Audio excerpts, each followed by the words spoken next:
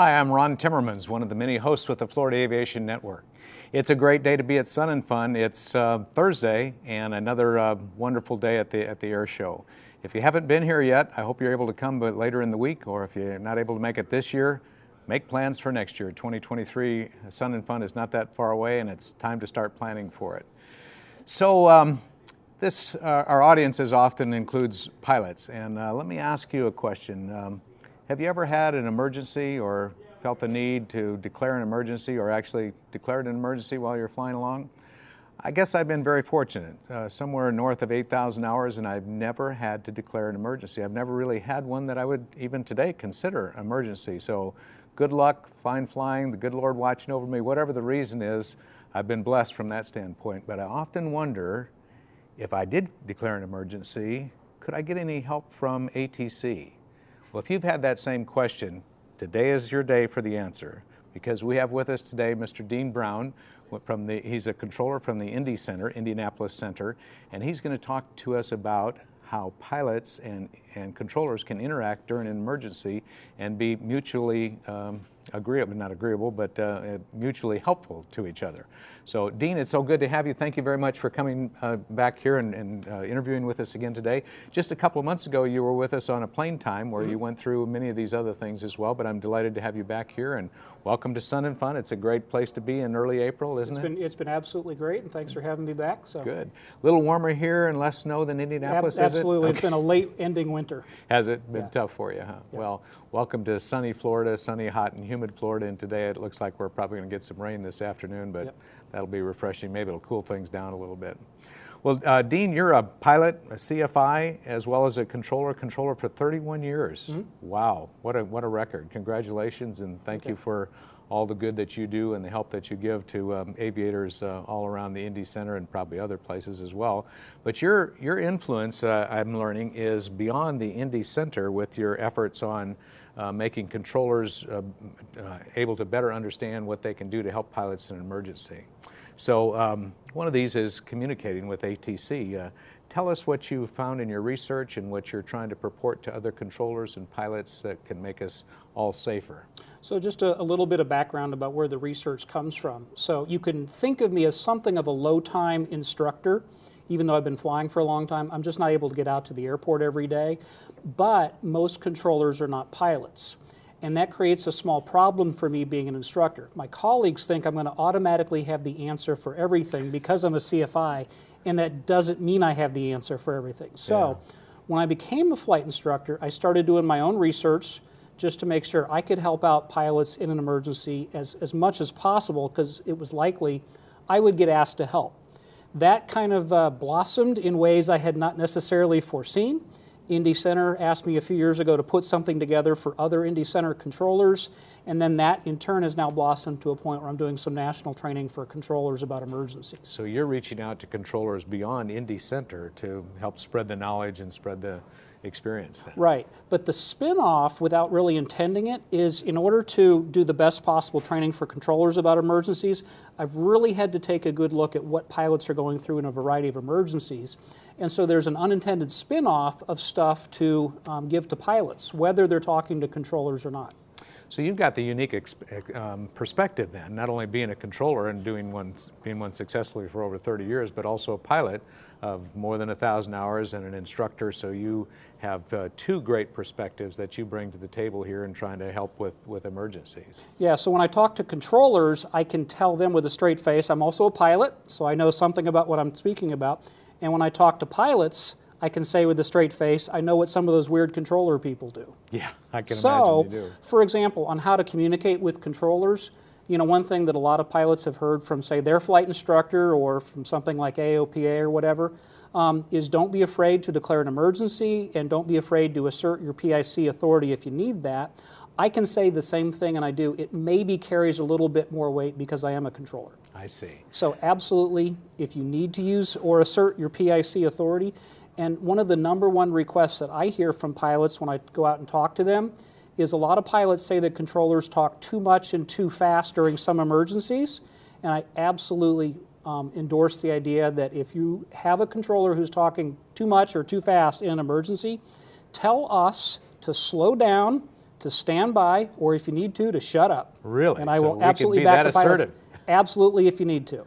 Some controllers are very intuitively trying to help, and they try a little too hard. Yeah. Well, I'm sure they're concerned about, a safe outcome and a conclusion to whatever the emergency is, and they want to be as helpful as they can. So their motives are good, but sometimes it would be overwhelming for the pilot enduring the actual emergency, and I can see where you can say that. So if you have an emergency and you're getting help from ATC and it's maybe more than you can handle or process right then, you can ask them to slow down or stop talking or whatever, or I'll get back to you. Stand by is another good thing to do with them if you need to. So Dean, I'm sure that in your 30-some years working with the center, you've had emergencies on the floor. How frequent are emergencies, big or small? I mean, is it 1 or 2 a week or 1 or 2 a month, or? There's quite a number. It's going to vary based on the facility. For any even medium-sized tower, let's say that handles some airline traffic, they probably work on average one emergency every other day. Every other day? Yeah.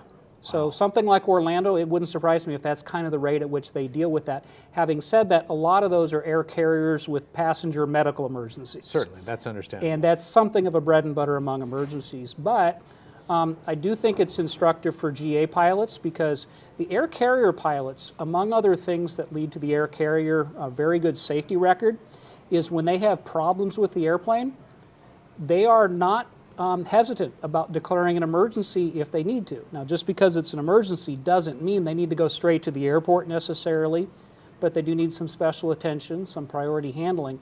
And GA pilots a lot of times are a bit more reluctant. Why do you suppose that is, Dean? I've talked with a lot of pilots and instructed a lot of them, and I've asked them, have you ever declared an emergency? Many of them will say no, or they're describing something to me that I'm going, my goodness, how horrible is that? And I'll say, did you declare an emergency? No, I didn't want to declare an emergency. Why don't we, what's our reluctance to declare an emergency as a pilot?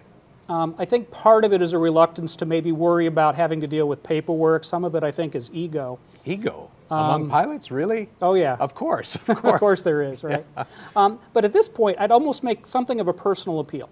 I get if you are surprised with something that's come up extremely suddenly, that, that's the point at which maybe you're going to declare an emergency. There's also a number of cases where somebody is getting into worsening weather, and they eventually, a few minutes later, get into some kind of VFR and IMC, maybe a scud running situation, or somebody's stuck on top of an overcast layers of clouds, and they circle and circle and circle. In that case, when they call us, one of the first questions I'm going to ask is something like, how much fuel do you have left?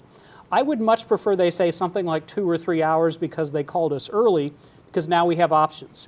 If I say, how much fuel do you have on board, and their answer is something like, I'd rather not say, that drives a very different set of strategies. Yes. But the sooner you can call in some kind of situation like that, or if you have a rough running engine, remember, most controllers are not pilots. And when you call us with an emergency, very often we're already busy with a lot of our normal stuff. And I think pilots appreciate we can be pretty busy at times. An emergency does not stop all that other stuff from happening. Our workload can spike through the roof. Yeah. So if you give us a call when you know that some problem is developing, that makes it much easier on our end to provide effective help. I'm sure. So Dean, if during the day and during your shift, one of the controllers is working a GA pilot, and he or she declares an emergency, and they recognize that they need some help, then they're not a pilot and they recognize they need some help, do they come and find Dean Brown, and have you help with that, or do they transfer the pilot to your frequency, or what happens? There's a lot of different situations, but in many cases what they'll do is the very first thing is they'll tell the supervisor in the area at the center, or comparable in a tower or TRACON, and then that supervisor will get the best available help.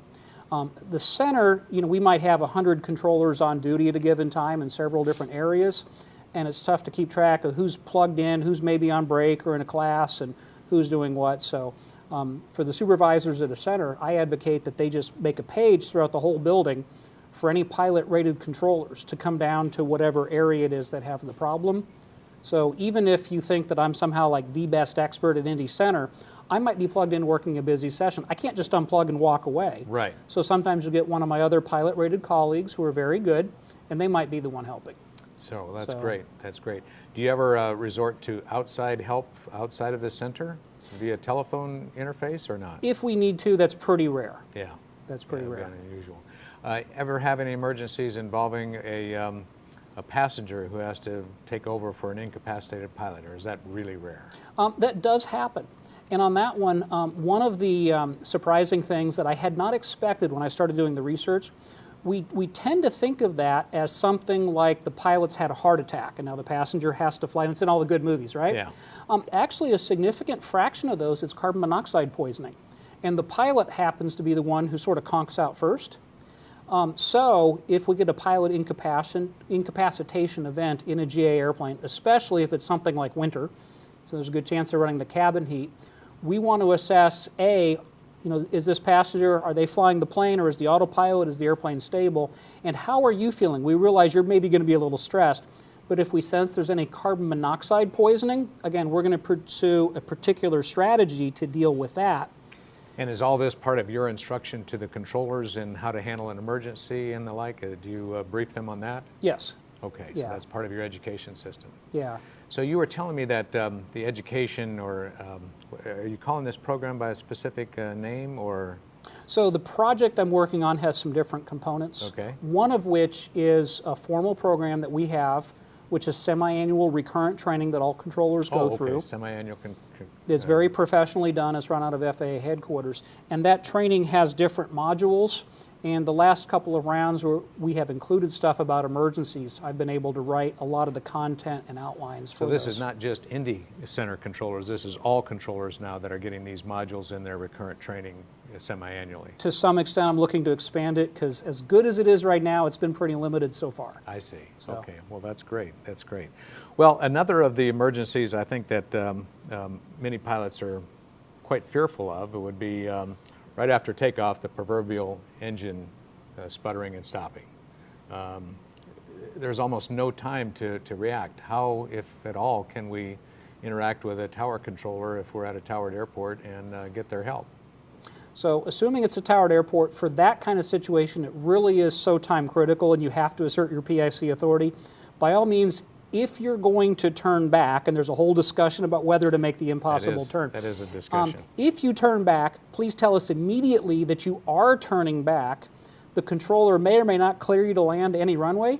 Even if they don't, you still have the right to exercise your PIC authority. If there's other traffic, the controller is going to be stopping somebody who's on the takeoff roll, telling somebody on final to go around. But in the impossible turn, when people do turn back, the biggest actual safety threat is probably stall spin. Indeed. There's a case to be made for the controller, in addition to saying something like clear to land any runway, perhaps saying something like do not stall the airplane. Now, it might be better for the controller to shut up. There's a bit of a debate about that. But if the controller is going to say something else, I want it to be just that. That is not the place to get fuel on board in time remaining, the number of people on board in that, because right now the pilot needs to make their undivided attention on doing the Bob Hoover thing and flying it all the way to wherever they're going to end up. Yes, indeed. So a couple of times you've mentioned PIC authority. So I believe I know what that means, but for our audience who may not be completely familiar with that, what specifically are you talking about PIC authority? So officially, Part 91 flight rules, or officially Title 14 of Code of Federal Regulations 91.3, pilot in command is responsible for and is the final authority about the safety of flight, and in an emergency, they can bend any of the normal flight rules. 91.123 is a similar one about bending whatever air traffic clearances we've been giving you. Controllers have an analogous thing. The mouthful reference is the 7110.65 2-1-1D3. Don't worry about memorizing that. Yeah, I was really there won't be wondering a about quiz. that. But that's the analogous authority for controllers. We have our normal set of rules to follow, but in an emergency, we can kind of bend those normal rules as needed to the extent needed to meet the emergency. Yeah. So maybe an outrageous example that a pilot experiences emergency and they're headed towards a restricted airspace. Mm-hmm. And their best or only option that they feel is viable is to penetrate that restricted airspace even though they haven't yet received a clearance. They can do that under their emergency authority. They may have to explain sometime later what they did and why, but they do have the authority to do that. If that is the safest way to deal with the emergency at that time, that's what a pilot should do, right? I mean, that's kind of a rare example. Almost always. Yeah, okay. There's always an exception I'm sure. somewhere. If you depart Reagan National northbound and have an engine failure, I would not turn over the White House and Capitol on the way back. That would not be good. Apart from that and a couple others like that, basically use your PIC authority. You know, if you take off from Orlando Executive, okay, and you have an engine failure and you think you're just going to go head on into all the departing traffic out of Orlando International, you might want to use some common sense and rethink. Indeed. But apart from some rare exceptions like that, pretty much anything you can reasonably justify an emergency, if you need to do it, by all means do it. Okay, very good. So I didn't want to encourage you to do anything outside the regulations as pilots, but certainly if to maintain the safety of your particular flight, you have to do something that is unusual and would otherwise be outside of the rules of the flight, then you need to do that to make sure you conclude that particular flight safely. Well, thanks for explaining that. How about pilots that flying along on a VFR day and the weather gets progressively worse and worse, and they eventually visibility goes down, the clouds get down, we're down to scud running and we're trying to make sure that we stay out of IMC, but all of a sudden we run into IMC. Is that a problem, and how do controllers help us with that?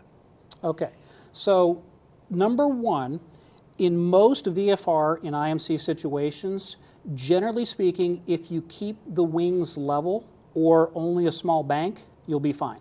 I don't want to give the impression that guarantees that takes Right. care of everything else, but if you work through all the details, in almost all cases, if you just keep the wings level, you'll turn out okay. Having said that, for me, I see kind of two big things. One is I have what I consider a different family of IFR or VFR and IMC situations. So one is somebody who's stuck on top of an overcast layer. They're VMC right now, they're worried about how to get down. And there's a particular set of preferred strategies, again, depending on how much fuel they have at the time. There's somebody who's in IMC. They have the immediate threat. There's kind of a scud running situation where somebody's down low, flirting with cell towers and hills and things like that. And in those cases, many times the preferred strategy, not always, but many times the preferred strategy is just a wings level climb. And granted, you're up in the clouds, but now we only have the one threat to deal with rather than that threat plus all the cell towers and the like. Yeah. There's a couple other situations in part of that family. And then what I'm trying to build out for controllers is what I loosely call a toolkit of different things we can do. And then use an understanding of which situation the pilot's in, select the appropriate tools from the toolkit, and use that to help out. So for example, one of the tools I have in the toolkit is what I call the emergency instrument letdown procedure. And I don't mean letting the pilot down like they're disappointed. I mean letting somebody down safely through the clouds to an area where it's VFR underneath. And if you'll permit me a war story real quick, I will. I'm going to talk about two friends of mine, and they really were friends. This isn't me in disguise. This was a glider pilot behind a tow plane on a cross-country tow for a particular reason. Marginal VFR, the weather got worse and worse. The pilot in the tow plane was instrument rated. The plane was capable, so he called approach and said, "Hey, approach, this is so-and-so, can I pick up a clearance?" Approach said, "Okay." They gave him a clearance and everything. And it just got worse and worse. The guy in the glider, he's got no instruments, no radio. Okay, I mean, the instruments, he's got altimeter, airspeed, magnetic compass, and basically a VSI. And he got to the point. And a tow line out in front of him. And a tow line out in front. The tow plane disappeared, and for a while he just kind of followed the tow line, and in theory it was hooked up to something, right? And then he got to where he couldn't do that, so he released. He then did the absolute smartest thing, because VFR and IMC in a glider with no instruments is very deadly. He did the smartest thing he could have done in that particular glider. He went stick full back and full left rudder. So what's that going to do? Puts him into a spin. Oh, okay, yeah. Now, most pilots cringe at the idea of doing a spin anyway, let alone when you're VFR and IMC. But in that particular glider, it's a known flight situation. He spun, popped out the bottom of the clouds, recovered VFR. He did have to make an off-airport landing, which in a glider is doable, right? Yeah. Meantime, the pilot of the tow plane called approach and he said, "Hey, can you mark my position?" And the controller said, "How come?" He says, "Well, the glider I'm towing just released," and the controller really didn't know what to do with that one. Yeah, I but can imagine it opened my eyes in a way to the idea that that's an extreme example. But if you get into a controlled situation, let down through the clouds, if there's VFR underneath, you can do that.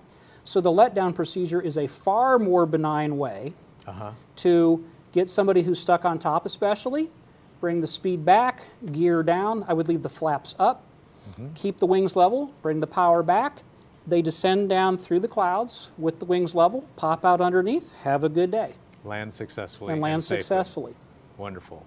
I'm sure you and other controllers throughout the United States have had similar emergencies and maybe even more stringent emergencies than that, and have worked tirelessly to help pilots end up with a safe landing after a pretty significant emergency. Dean, that pretty much wraps it up for time today, but my goodness, we could talk on and on about your special project and what you're doing to make flying safer and helping pilots and controllers understand here's what you can and should do in an emergency, and a toolbox of things for controllers to do to make their services even more valuable for the pilots that they serve. Thank you for your service to our country and the FAA and to all pilots around. We appreciate what you and all the many controllers do. Thank you for joining us today. It's good to have you. Thank you, Ron. All right, we hope to have you back again. So I'm Ron Timmermans, one of the many hosts with the Florida Aviation Network, bringing you another interview live and in person, or live in the clear from the Sun and Fun campus at Lakeland, Florida. Please join us for the next interview. Thank you.